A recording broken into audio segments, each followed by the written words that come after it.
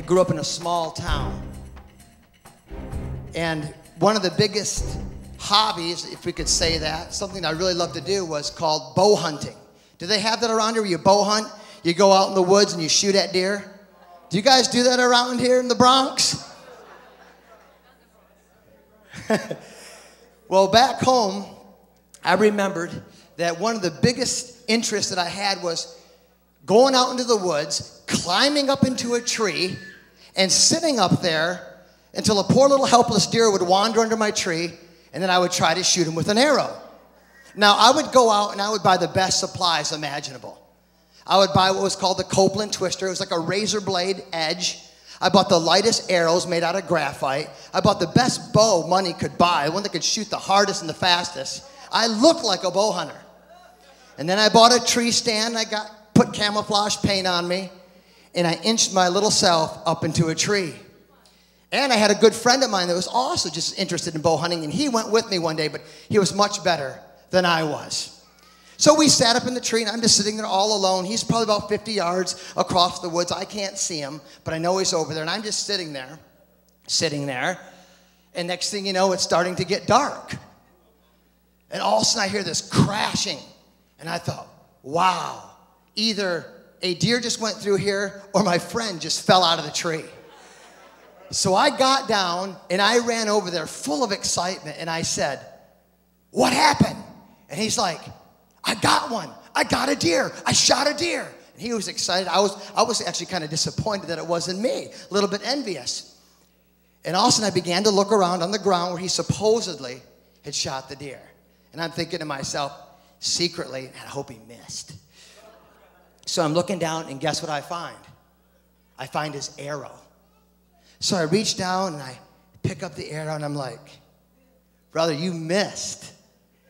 You clean missed that deer. And he walks over to me with an experienced bow hunter look on his face. He said, brother, I didn't miss that deer. My arrow went clean through him.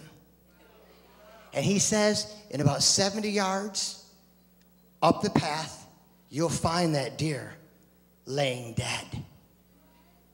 Because when he shot, he hit the deer in the vitals. When it goes to the vitals, it goes clean through the deer. He has a dead shot right through the heart.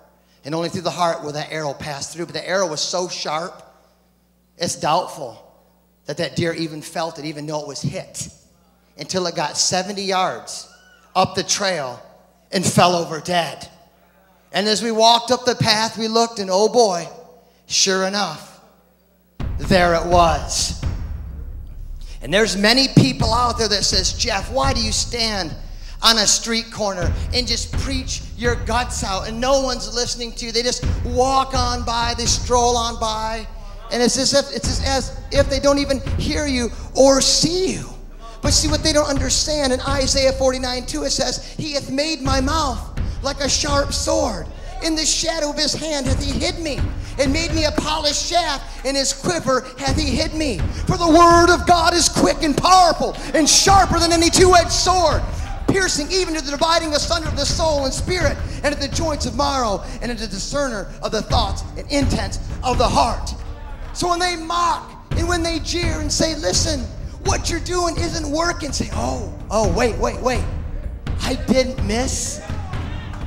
I didn't miss. Because 70 yards up the road, when they're lying in their bed at night, and my voice is haunting them, and they hear the gospel of Jesus Christ and are brought to the altar of a blood-stained cross. Preach the word of God.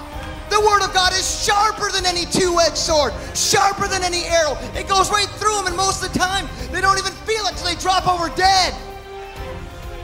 Trust in the word of God.